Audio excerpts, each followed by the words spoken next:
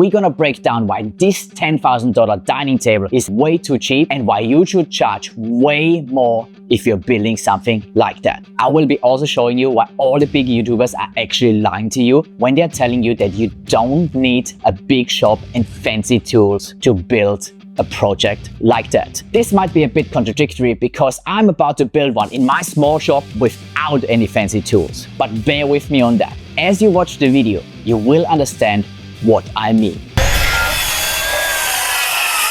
While we're cutting down the timber to rough size, I probably should show you what we are building. This will be a rustic live edge dining table with a farmhouse style custom base. The top will be Tasmanian blackwood and the legs will be stained black Pacific maple. I'm gluing up the table legs here and I use some sawdust on the glue so the two parts are not sliding around too much. People are saying to use salt, but nobody should have salt in their wood shop. Okay guys, so what you just saw me do is I just rough cut the base and the top of my legs. So they're about 1 meter long. Again guys, if you want to have the exact measurements, just check out the plan in the description below. That's absolutely for free. I don't know how long it will be for free, but for now, just sign up and you will get that plan for free. For some super weird reason, and I still don't know how this happened, even after rewatching the footage, I made a mistake here. But I will get to that in a little bit. For now, I'm doing those measurements and cut the, let's call them, inner pieces of our leg base to rough length and glue and screw them to our outer pieces.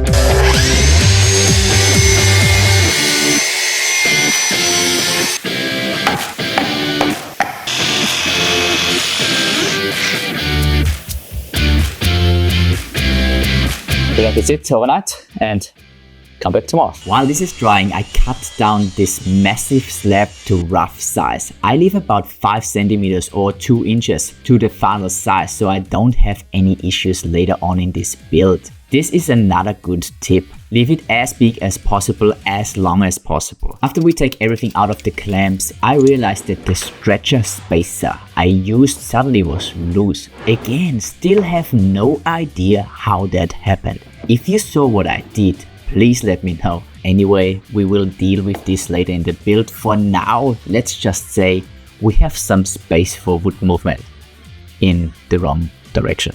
That glue worked fantastic. Now we have to clean everything up, cut everything to size. Some of the pieces have been misaligned a little, which is not a big problem in general, but what we now need to do is we now need to clean it up with the table saw. There's a trick that I've learned. It's more like a jointing trick. So for example, if you have an uneven surface that goes like this, then you can use an even surface like this level I have here, this very long level, and push this level along the fence and the piece with it. Then we have a reference edge on one side that we can then use to cut it to final size. An even better method would be a jointing sled. I don't have one at the moment, but wink wink, there might be a video coming out soon with some table saw jigs. There is not really a reason why I didn't build them before other than being lazy at this point. But now there is something exciting and new coming to the shop. So if you don't want to miss all of these exciting changes and build videos, hit the subscribe button so you don't miss out.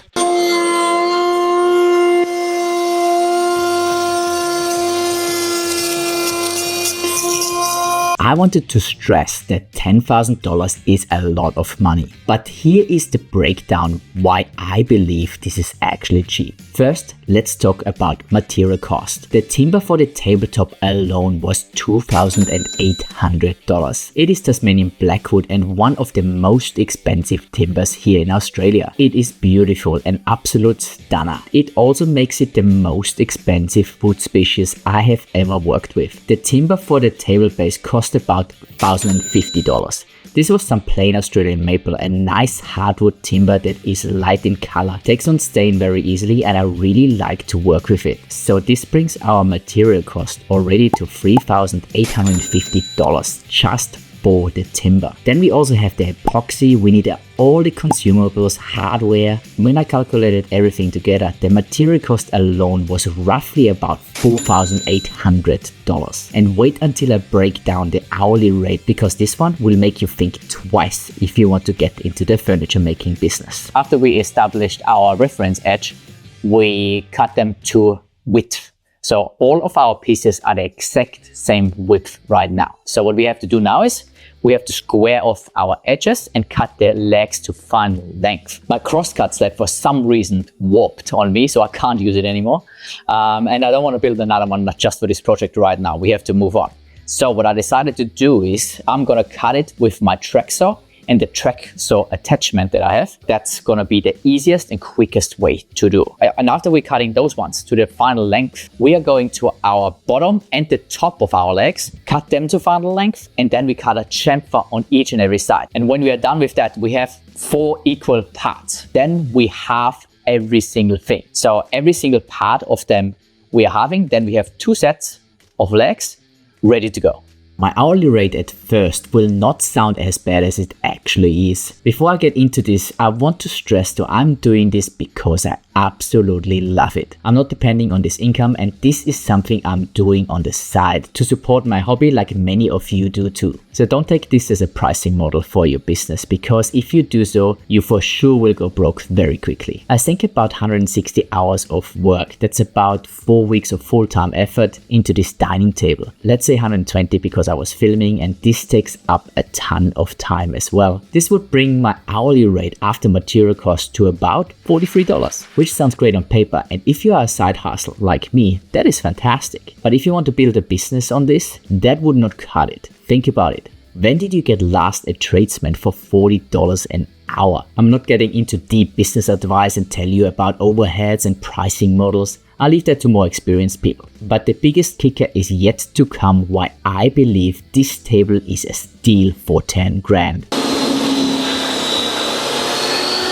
I was really lucky my dad was here to help me out with those cuts. My little job site table saw has a tiny little bed, and this cut would have been super dangerous to do by myself. Also, we almost cut it to my miter gauge because I was dumb.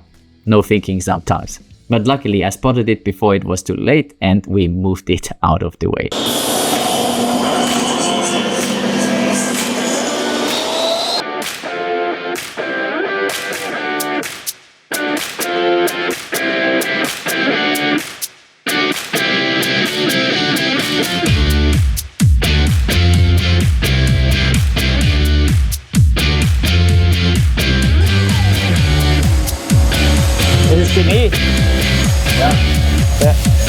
Order of operation is critical with this build. This is why we only now get to the tabletop. I usually like to do the tabletop first, clean everything up and do the epoxy boards. And while they are curing, I can keep working on the table base. Not with this one though, because once that one was in the shop, I can't do anything else anymore. This thing filled my whole workshop. What we just did is we cleaned up all our slab. It is lying over there now. We removed all the bark, all the loose wood and everything that was rotten, all the little knots there, they were loose. Now we attempt to do is we seal all the holes with tape. So I have a new tape that I haven't used before. So I'm a bit iffy about that. That's like a Gorilla, a really nice and white tape. Why I'm using that? Because I ran out of my tuck tape and my tough tape from Health of Mind Art. So that's what I'm usually using, but I hope it will work. Seems to be pretty sticky and solid, and because it's super white, it makes the job really easy. I've done a couple of big epoxy pours during my very short woodworking career, and I feel like with epoxy, I'm quite confident. With most of the other stuff, I'm really guessing, basically all the time. This project though, proved me wrong. If you go on YouTube and look around on how many people are selling dining table like this for 10,000 or more, it seems to be a pretty standard price. Also, my research showed high-end materials dining table sets like walnut, mother pearl and all this fancy stuff, they all go for this price. Now we are talking 10,000 US dollar. I'm talking about Australian dollars. So if you convert it, this massive blackwood dining table was only 6,600 US or 6,000 euros, or even cheaper, 5,164 British pounds. Now, if that doesn't sound like a freaking bargain, but what if I tell you that all the pricing calculations I just did was a lie? Yes, I'm a liar. Let me explain. This one stinks. Look at this mess, guys. 3 days later, I came in the next day. I already saw all the mess it made. We lost basically most of it. So we obviously can't finish that now in time. Obviously something went wrong. Happens. Now we go and fix it. So next what we're gonna do is, obviously we lost most of the epoxy. Most of the holes are sealed now from the epoxy that is still left over in there. There's one hole here which has to be still sealed. We're gonna cut a melamine sheet and stick it basically underneath the void so that there's nothing happening anymore. Okay, I found a perfect piece of that 3/4 inch plywood here actually, so we're gonna use that instead of a melamine sheet that I wanted to use. So I like to use silicone with this stuff. It takes a bit longer to cure, but it just works a little better, so it just seals a little better. Yeah, let's blame the tape on the massive epoxy leak. I never do anything wrong. Okay, let's move on. We let the silicone cure until the next day, and then we go and move on to our next epoxy pour and cross our fingers that nothing goes wrong this time. I was about to cover it and walk away, but Jesus Christ. Sweaty now. Everything else is sealed. This fuck. Put the sucker here. And while this is curing, we focus our attention back to our legs. No glue up is perfect, at least none of mine. So to fix the imperfection, I use CA glue to fill the little gaps, which will basically be invisible after we stain the legs.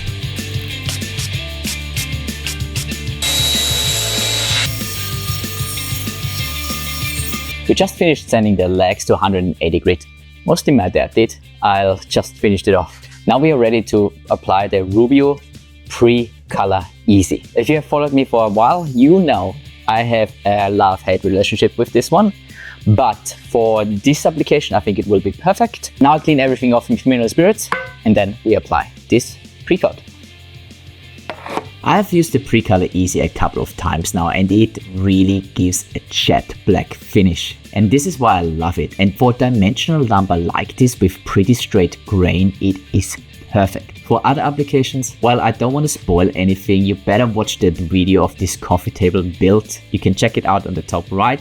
Or after this build, I'll leave a link in the description below. The pre-color needs 12 hours to dry, and in the meantime our epoxy has cured as well and we are ready to demold. Except that one leak we had right in the beginning, everything went well and luckily I was able to close this leak after like an hour of fighting it. At least it worked out in the end and I learned a little more about tapes. Now we have to clean up this massive epoxy spill and I chose to use this Ryobi electric hand planer. This works always surprisingly well. I've done this a couple of times before and I always got great results. Just be careful to not go too deep with the settings and get too eager. It is just not worth it risking it for a little time saving. Next we have to address this really weird corner and I decided instead of cutting it off to stabilize it with epoxy and do one final epoxy pour from the bottom of the tabletop, and while the tabletop is upside down I also addressed some more cracks and crevices that have to be filled with epoxy. We also fill a big crack in our stretcher piece that we now have to clean up. This table is for a really special person in our lives that my little family, my wife, my son and I really appreciate. We know we couldn't have such a good life without her and she really supports us in every way she can. I'm obviously talking about my mother-in-law. And to the contrary of the cliche, I have a really good relationship with her. We all live together on a 17-acre farm just outside of Sydney, which is basically a dream come true. One of my mother-in-law's favorite activities is to host big dinners. She cooks by far the best curries I've ever eaten, and when she asked me for a decent dining table, I was over the moon to finally be able to give something back to her. But because I didn't sell this table and I also don't have the intention to sell it, I kind of lied to you. For me, this was more like a hypothetical question where I was thinking if I would sell this project, how much would I need to charge? And now I'm asking this question to you. Do you think this price would be justified for this dining table? Obviously, you have to watch until the end to make this judgment, but I would really appreciate your input. So it might not have been a full-on lie. If you want to rewatch the video, I actually never said I will sell or have sold this piece. So let's call it a stretching of the truth. So I'm not really a liar, but a truth stretcher? Making this table for my family though is only one reason why this table is so special for me. Okay, so my dad and I, we just went to Bunnings and picked up this biscuit jointer because my Ryobi one sucked, so we exchanged it to this one. Biscuits is only for alignment. They're doing nothing for the strength. We are cutting the lines in this direction, so once we are putting them on the legs, the stretcher can sit on the legs, then we can align it so that everything is nice and square. We glue it together. Everything should be parallel and square to each other. If that didn't make sense, it will in a second. We are doing this basically so that the stretcher is square to the legs and level with the ground. Fortunately, my floor in my workshop is really flat and level, so I always try to build and glue up my furniture on the ground. Also, this means we can glue our stretcher and the legs together first, because we know they are in the right angle and parallel to each other. Then we place the legs into their base and glue everything up. Once you do your dry fit, label your pieces so you know which piece goes together. Okay.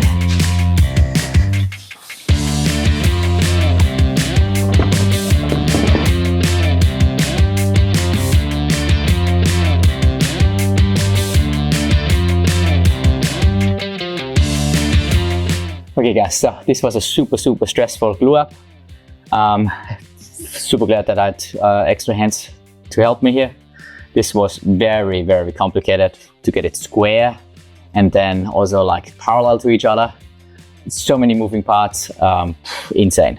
There probably would have been a better way, but anyway, it's all in there now. It's in clamps, it's drying, and yeah, we wait until tomorrow and then keep going. So now we have to take care of that mistake we made earlier. Fortunately, I had a couple of scraps lying around from a demonstration video I did a couple of months ago. This one sparked a little controversy, guys. But these pieces are really close to the thickness we need, so we sanded it down to final thickness on my belt/disc sander, and then we glue them into the little gap. And after I do the touch up with the pre-color easy, you basically will not notice that there was a gap. Next, what we have to do is we have to cut the tabletop to final size and then mount the tabletop onto our base. So how we do that is, with Forstner bits, we're gonna drill a couple of holes in here. So we have some big oversized holes for our bolts. Then we have like 4 on each leg, and then we arrange it on our table. And then we drill through one hole into our table and then put our threaded inserts in. Hopefully that will work out how I want to, and nothing is gonna go wrong with that. One big thing though is, first we have to prep the tabletop. So we have to cut it to size, and we have to sand it to at least 120 grit. Super happy that my dad is here because he's helping me with everything, and I make him do most of the sanding because why not put them to work? As some of you might realize, my accent is not Australian. I have moved here over a decade ago from Austria, and no, Austria and Australia is not the same thing. There's quite a bit of distance between those two, basically the globe. It is obviously hard to leave your family behind, and this is why this table build is even more special to me. My parents came to visit us for a couple of months, and my dad is also a hobby DIYer and woodworker. He was a big influence for me growing up. He basically fixed everything around the house himself, always tinkered with something, and has a good knowledge of tools. I think this is also the reason why I love woodworking so much. It is not just great having my dad around to have this amazing experience together, but also having a second set of hands with this massive table build was super helpful. This blackwood tabletop is super dense and alone had over 100 kilograms, which is 220 pounds for my American friends. And because I'm a little weakling, I wouldn't be able to maneuver this massive piece all by myself.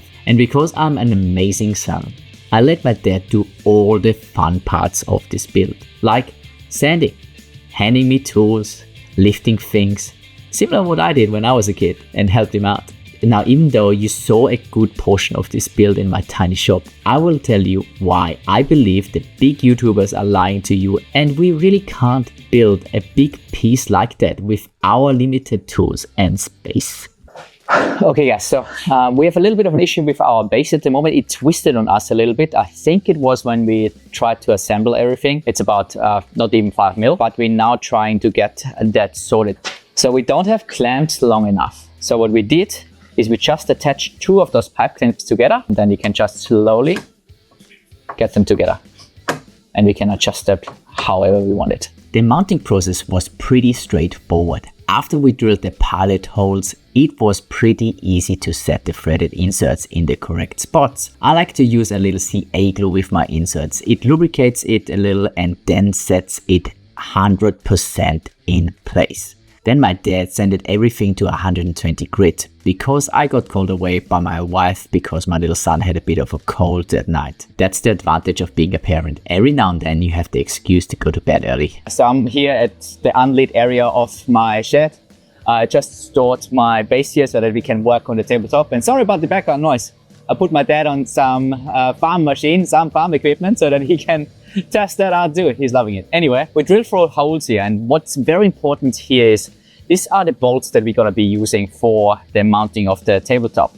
And if you can see here, there's a lot of play around here. This is for wood movement. So this is very important so that these bolts are not 100% stuck in there, so that they allow expansion and contraction of the tabletop. That's super, super important. As you can see over there, this here, the width for some reason didn't 100% match. So we took a little bit off here, and now I just need to re-stain that and touch up all the little stains. And then we let it dry for 12 hours again, and then we are ready to finish it with the Rubio Monaco 2C. You probably noticed a couple of things as we are progressing.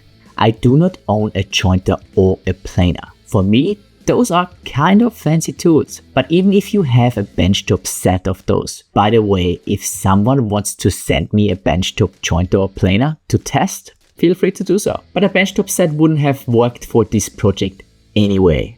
The tabletop alone would have been impossible to do. There are 4 slabs book matched in a big panel glue up. I for sure wouldn't be comfortable to handle a 2.50 m, 8.5 foot long massive piece of timber through an 8-inch benchtop jointer, or jointing it on my small job site table saw. This glue up would have been basically impossible to do. I also got the timber jointed and planed to correct size from my supplier for Living Timber. Those guys are amazing, and they really don't charge much at all for this service. If you look at some of the big YouTubers like Cam from Blacktail Studio, even he outsources a ton of these tasks. And this is why I believe, even though I built this in my shop, I wouldn't have been able to do so without outsourcing. So next time you watch one of those videos from those big YouTubers with all the fancy tools and everything they have, don't hate on them. They actually need them to make these massive projects and those amazing videos that we can watch.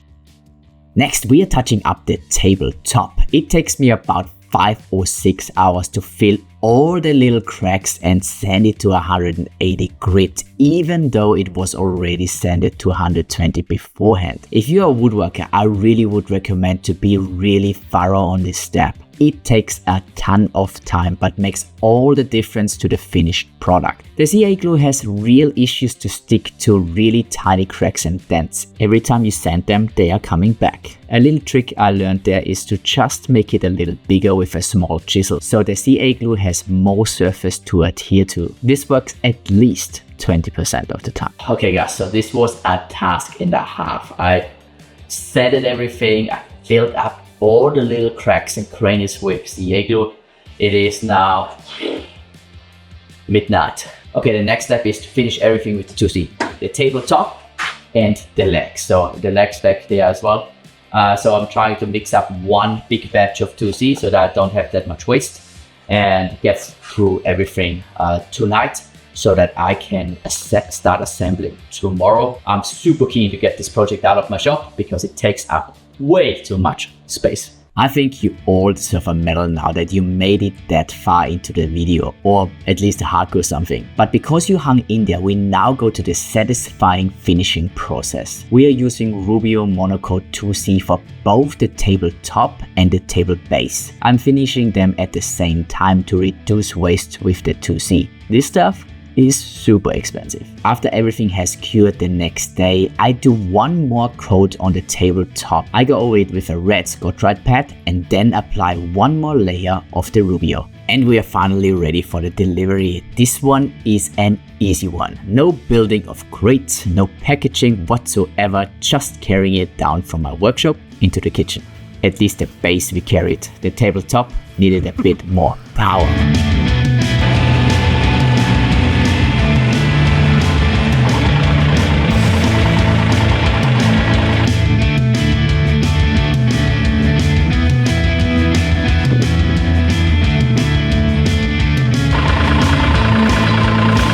Luckily, everything goes well with the delivery process. We didn't destroy the table or anything else, and the assembly goes smooth as well. This project was insane, and at times I thought a bit of too much than I could chew, but it's finally done and everyone loves it. Don't forget to check out the plans linked in the description below, and before you do anything else, watch this video next, because otherwise you will skip a big step in your woodworking journey. As always, I appreciate you, and I will see you next time. Now, cue the B-roll.